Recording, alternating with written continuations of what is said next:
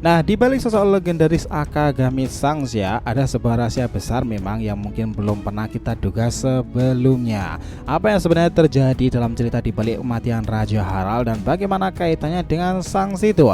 Ada teori mengejutkan yang menyebutkan bahwa yang sebenarnya mengalahkan Kaido bukanlah Sangs, melainkan saudara kembarnya yang misterius yang kini menggerakkan dunia dengan cara yang tak terbayangkan tuh. Apakah itu juga karena ulah dari saudaranya? Tapi tunggu dulu nakama, bukan hanya itu saja. Sebuah pembunuhan, pengkhianatan, dan sebuah rencana besar dari pemerintahan dunia yang ingin menghentikan proyek Raja Harald terungkap. Apakah kita benar-benar tahu siapa sang yang kita kenal selama ini, atau apakah semuanya hanyalah kebohongan yang dirancang dengan cermat? Nah, di sini kita akan membreakdown ya dan persiapkan diri kalian untuk melihat teori ini lebih dalam. Yos, sini menarik nakama. Selamat datang teman-teman. Kita akan bahas alur cerita prediksi ini dengan Mimin di sini. Joy Boy The Library of Nika. Let's go, kita mulai ceritanya.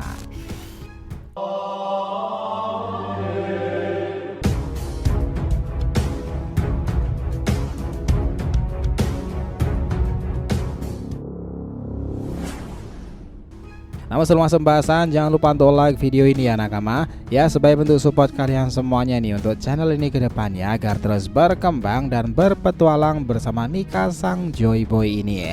Nah, jika sudah, terima kasih banyak dan mari kita mulai petualangannya. Kita tahu nakama, banyak di antara kita yang mungkin terkejut dengan cerita yang muncul di bab-bab sebelumnya, terutama tentang bagaimana Sang terlibat dalam peristiwa yang terjadi di kisah One Piece kan, terutama yang berkaitan dengan kematian Raja Harald dan sosok misterius yang tampaknya memiliki keterkaitan dan keterikatan dengan Sang. Ada teori menarik yang menurut kita itu cukup menarik untuk dipikirkan. Apa yang sebenarnya terjadi dengan Sang itu? Apakah dia benar seperti yang kita kira? Nah, kita juga ingat ya, mungkin aja Loki itu bernasib seperti Sabo. Dia yang dikira membunuh Raja Harald dan juga King Cobra, nyatanya malah menjadi permainan dari bidak catur itu sendiri kan? Bisa aja semua itu terjadi dengan hal seperti itu. Kita tahu bahwa di bab sebelumnya, khususnya ada di chapter terbaru waktu itu ya, diceritakan tentang seorang raksasa bernama Loki.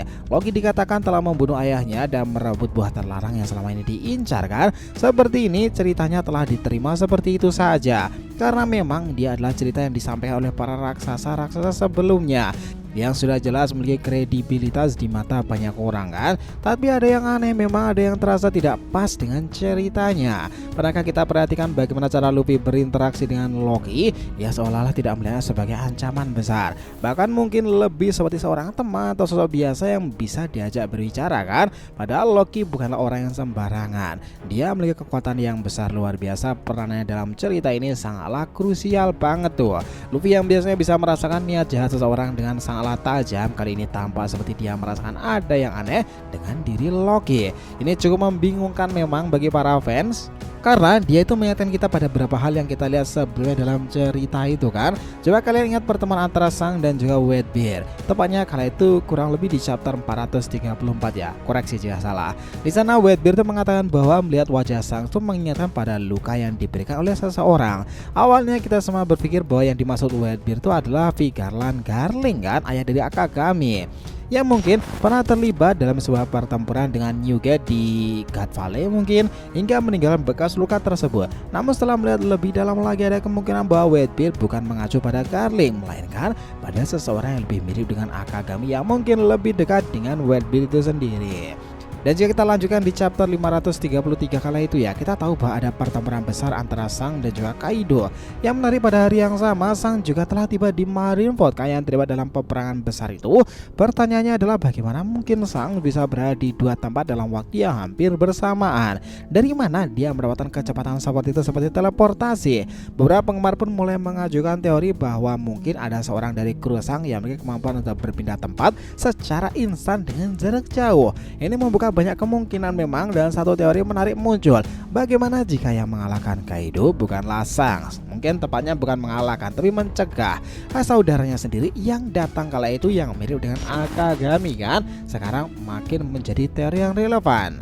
Bayangkan Nakama jika kita tidak pernah melihat Sang di peristiwa di Elbaf itu, atau mungkin kita hanya mendengar tentang kehadiran lewat cerita singkat saja ya. Mungkin kita akan mengira bahwa Sang sebenarnya bekerja sama dengan pemerintahan dunia kan. Jika ada sedikit penjelasan tentang kepergiannya, kita mungkin akan beri bahwa dia adalah pengkhianat. Tapi jika kita mengingat kembali kejadian-kejadian sebelumnya seperti pertemuan antara Sang Kaido, kita bisa melihat bahwa itu adalah sesuatu yang sudah direncanakan sejak lama oleh Sang Maka. Ya udah sensei, luar biasa memang. Dengan segala hal yang luar biasa, kita mulai mendapatkan petunjuk-petunjuk halus tentang saudara kembar Akagami. Kita bisa melihatnya di chapter 1083 di mana ada sosok yang sangat mirip dengan Akagami. Pada awalnya kita semuanya mungkin berpikiran bahwa itu adalah Garling, ayah dari Sang, tapi kini jelas bahwa itu bukanlah dia. Sosok yang mirip dengan Sang itu adalah saudara kembarnya yang mungkin berperan lebih besar dalam cerita daripada yang kita bayangkan. Oda itu sangat teliti banget nih dalam mendesain karakter-karakternya, bahkan meskipun mereka terlihat sangat mirip, selalu ada ciri khas yang membedakan di antara mereka, dan mereka sekarang sama-sama berada di Elbaf tuh. Kita ingat betul Nakama, Sang memang memiliki desain yang sangat ikonik ya. Pakaian santai dan rambut merahnya yang terurai itu, kemeja terbukanya, dan tentu saja jas yang selalu dia bawa itu, jaket lah lebih tepatnya. Sikap santai tidak peduli yang membuatnya terlihat begitu menawan dan karismatik. Semua elemen itu menjadikan salah satu karakter paling dikenali, disegani di kisah bajak laut sekarang.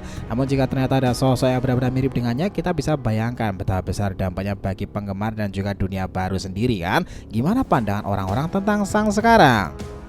Jangan lupa ya Nakama, di chapter 825 dan 826 kita juga melihat kemunculan sosok yang tampaknya mirip dengan Sanji kan. Namun setelah membuka penutup kepala, kita menyadari ada perbedaan besar di antara mereka. Inilah yang mungkin terjadi dengan saudara kembar Akagami. Awalnya kita mungkin mengira mereka sama, tapi perlahan kita akan melihat perbedaan signifikan di antara keduanya. Nah lalu apa sebenarnya tujuan dari semua ini?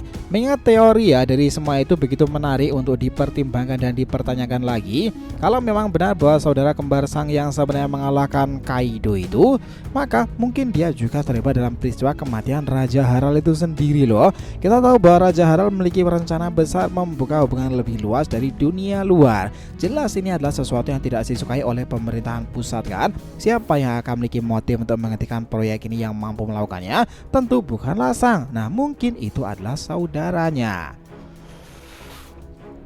Karena jika teori ini benar ya Nakama, bisa jadi saudara kembar Sang inilah yang membunuh Raja Harald, kemudian menyalahkan Loki atas pembunuhan tersebut. Dan mengapa Loki disebut sebagai pengecut oleh Sang? Mungkin karena Loki adalah orang yang terjebak dalam situasi tanpa mengetahui siapa sebenarnya yang bertanggung jawab atas segala kekacauan ini. Loki merasa dikhianati dan merasa diperlakukan dengan sangatlah tidak adil. Itulah yang mungkin terjadi ya, kisahnya agak mirip dengan Sabo. Tentu saja kalau kita mengikuti alur cerita ini, kita akan bertanya-tanya kenapa Luffy sangat tertarik ngebantu lebih banyak tentang Sang sendiri. Dia tuh excited mengetahui Sang Akagami. Mengapa dia siap melakukan apa saja untuk mendapatkan informasi dari Loki tentang sosok yang begitu penting dalam hidupnya? Bukankah hal itu akan semakin aneh? Luffy tampaknya sangat tertarik mendengar segala sesuatu tentang Sang kan, seperti tentang betapa kuatnya Sang, bagaimana dia membantu para raksasa, berbagai hal lainnya. Tapi kenapa begitu penting bagi Luffy mendengarkan semua ini? Kenapa Oda membiarkan Luffy mendengarkan semua itu? Karena bisa aja yang akan ditemui adalah saudaranya kan. Mungkin jawabannya sederhana cuy. Semua itu bertujuan membuat Luffy terkejut dengan apa yang dia dengarkan. Ketika Loki mengungkapkan bahwa Sang adalah orang yang membunuh ayahnya, semua kekacauan yang terjadi itu akan mengguncang Luffy nih. Itu adalah momen penting yang akan mengubah pandangan terhadap Sang dan juga mengungkapkan lebih banyak tentang siapa sebenarnya Akagami dalam ceritanya. Ini bukan hanya sekedar cerita tentang seorang pahlawan yang hebat ya, tapi juga tentang seorang Yonko dunia baru yang memainkan master plan-nya. Di samping memainkan master plan-nya, ternyata ada sosok lagi yang bekerja di balik layar, itu adalah saudaranya. Selain itu Nakama, ada satu pertanyaan besar yang muncul. Siapa sebenarnya wanita yang menemani saudara kembar Sang itu? Berdasarkan beberapa petunjuk, kita mungkin bisa menyimpulkan bahwa wanita itu adalah seorang pelayan dari Imu ya, orang yang mungkin sangat dekat dengan dirinya. Ini juga membuka banyak kemungkinan tentang siapa sebenarnya wanita ini dan perannya dalam ceritanya. Bahkan beberapa dari mereka itu ada menyebutkan sebagai Kuina loh. Kenapa? Apakah dia di Edo Tensei? Ya konsep seperti ini mungkin bisa terjadi di kisah One Piece dengan cara berbeda, karena kemarin Vegapunk Lilith itu berusaha ingin menghidupkan Vegapunk Stella yang asli. dia membawa kotak berangkas tersebut. Mungkinkah itu Edo Tensei dalam kisah One Piece? Ya bisa aja, kita nantikan lebih dalam. Sampai saat ini pemikiran kita tentang teori-teori ini berjalan dengan relevan. Mungkin dengan keadaan kekacauan Elbaf ini dan juga saudara Akagami yang muncul itu menambah cerita-cerita menarik, karena di chapter 1135 kemarin ya, kita telah diperlihatkan dua orang itu muncul di sana dan salah satu raksasa itu telah dikalahkan dengan mudah oleh si wanita tersebut. Dan mereka ternyata mengincar dan mencari pangeran Loki nih. Bukankah itu menjadi plot twist menarik? Jadi kesimpulannya nakama, selama kita rangkaian teori yang muncul, kita dihadapkan pada kemungkinan bahwa sang yang kita kenal mungkin bukanlah satu-satunya sang di dunia ini. Saudara kembar sang yang memiliki penampilan hampir serupa bisa jadi sosok yang berperan besar dalam peristiwa-peristiwa besar berentetan dengan kisah Akagami, pembunuhan Raja Harald, Kaido, Whitebeard, dan juga yang lainnya. Nah, sementara sang yang asli menjaga citra dirinya sebagai pahlawan, kecepatan pergerakan sang yang tak masuk akal, kehadirannya di pertempuran melawan Kaido dan Marineford semakin mendukung teori bahwa ada dua sang yang terlibat dalam berbagai konflik besar kan. Mungkin kalau dalam kisah Saint dia itu kayak kisah Gemini Saga, karena Saga masih ada Gemini Canon. Nah, mungkin sang adalah Saga dan sang saudaranya yang satunya lagi adalah Canon kan? Ya bisa aja seperti itu. Teori-teori ini tidak hanya membuka mata kita tentang siapa sebenarnya Akagami, tapi juga memperkenalkan elemen baru dalam ceritanya, di mana seseorang diberi layar bisa untuk menggulingkan kekuasaan atau bahkan menggerakkan sesuatu yang mengerikan kan. Dan di Elbaf ini segala sesuatu yang menarik lagi akan segera terjadi, karena bisa aja dengan kedatangan orang-orang dari kesatria suci itu perang Ragnarok akan segera terjadi kan nakama. Sepakat nggak tentang semua hipotesa di atas? Jadi terima kasih banyak telah menonton cerita ini sampai akhir. Jika kalian punya pendapat langsung aja komentar di bawah nih dan kita akan usahakan respon, oke? Sampai jumpa di video selanjutnya nakama, dan Joy Boy Sang Nika telah kembali ke peradaban One Piece.